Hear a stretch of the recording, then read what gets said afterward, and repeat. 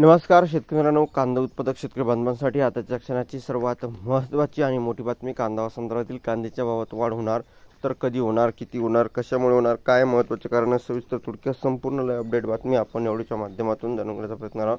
तरी महाराष्ट्रातील तमाम कांदा उत्पादक शेतकरी बांधवांना एकच विनंती, व्हिडिओ शेवटून बघा, अतिशय महत्त्वाचा व्हिडिओ आहे. पुढे जर आवडला तर नक्कीच लाईक करा. प्रचार असाल तर महा हवामान अपडेट चॅनलला सबस्क्राईब करून बेल आयकॉन नका, जेणेकरून नोटिफिकेशन तुमच्यापर्यंत पोहोचण्यास करू शकता. दक्षता समितीत किमान 2 शेतकरी सदस्य व्हा. एकंदरीत महत्त्वाची बातमी अशी आहे, नाफेडच्या कांदा खरेदीत घोटाळेबाजांवर कारवाई करा असल्याची महत्त्वाची बातमी आहे. नाफेड व NCF मार्फत होणाऱ्या कांदा खरेदी गैरप्रकार झाल्याने नाशिक जिल्हा उपनिबंधक सहकारी संस्था यांनी केलेल्या पाहणीतही सिद्ध झाले आहे.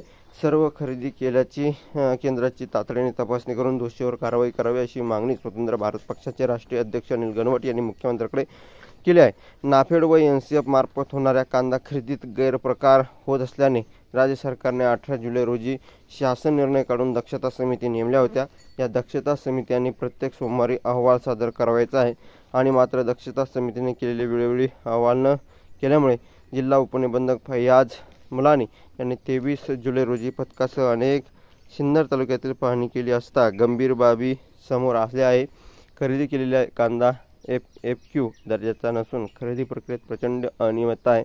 शेतकऱ्यांना ऑनलाईन DBT पेमेंट झाले किंवा नाही याबाबत माहिती उपलब्ध नाही, अशा अनेक त्रुटी असल्याबाबत अहवाल जिल्हाधिकारी नाशिक यांना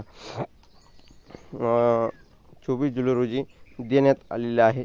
त्यामुळे सरकारने हे बाब गंभीराने घेत कारवाई करण्याची मागणी जोर धरू लागली आहे. दक्षता समिती किमान 2 शेतकरी सदस्य वा. कांदा खरेदीचा मोठा घोटाळा याबाबत शेतकरी संघटना व स्वतंत्र भारत पक्षाची सतत तक्रार केल्यामुळे दक्षता समित्या स्थापन करण्यात आल्या आहे.